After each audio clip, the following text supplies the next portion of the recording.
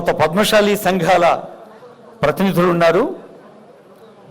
కామర్తపు మురళి గారు, తెలంగాణ పద్మశాలి సంఘం ప్రెసిడెంట్, కందగట్ల స్వామి గారు, గడ్డెం జగన్నాథం గారు, మాచల రామచంద్రరావు గారు, అవ్వారి భాస్కర్ గారు, వెల్లి హరిప్రసాద్ గారు, వీరందరూ ముఖ్యమంత్రి గారిని సన్మానించారు. వారికి హృదయపూర్వక శుభాకాంక్షలు, ధన్యవాదాలతో.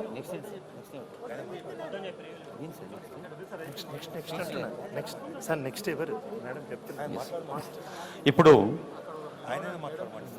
గౌరవనీయులైన అతిథుల సందేశాలు మనం వినబోతూ ఉన్నాం.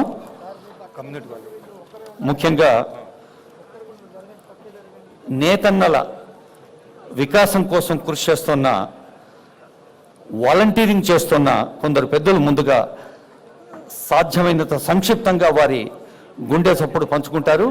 ముందుగా కమర్తపు మురళి గారు, తెలంగాణ పద్మశాలి సంఘం అధ్యక్షులు మురళి గారు.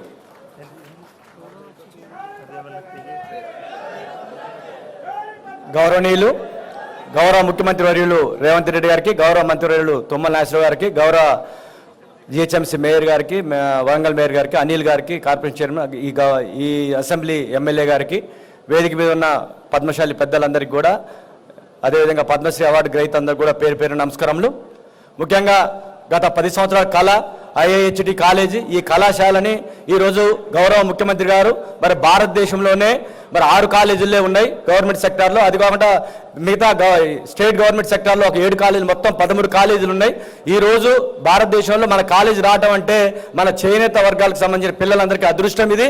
ఈరోజు జాయిన్ అయిన దాంట్లో దాదాపుగా 90% చేనేత కార్మికుల పిల్లలు ఉన్నారు. వారికి పిల్లలకి చదివిటమే కాకుండా వారికి స్టైఫండ్ రూపంలో కూడా వారి ఖర్చులు అయ్యేదానికి హాస్టల్ వసతి కూడా ఈరోజు కల్పించడం మా పద్మశాలి సమాజం నుంచి ముఖ్యమంత్రి గారికి, మంత్రి గారికి ప్రత్యేక ధన్యవాదాలు తెలియజేస్తున్నాం.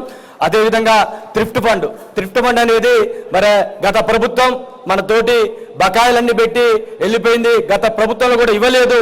మన ముఖ్యమంత్రి రేవంత్ రెడ్డి గారు వచ్చిన తర్వాత చేనేతకి పెద్దపీట వేశారు. గతంలో కూడా కాంగ్రెస్ ప్రభుత్వమే పెద్దపీట వేసిన ఘనత కాంగ్రెస్ ప్రభుత్వానికి ఉంది. ఏదైతే రేవంత్ రెడ్డి గారు వారు ఈ జిల్లాల పర్యటనలో మీకు అండగా ఉంటామని చెప్పారు.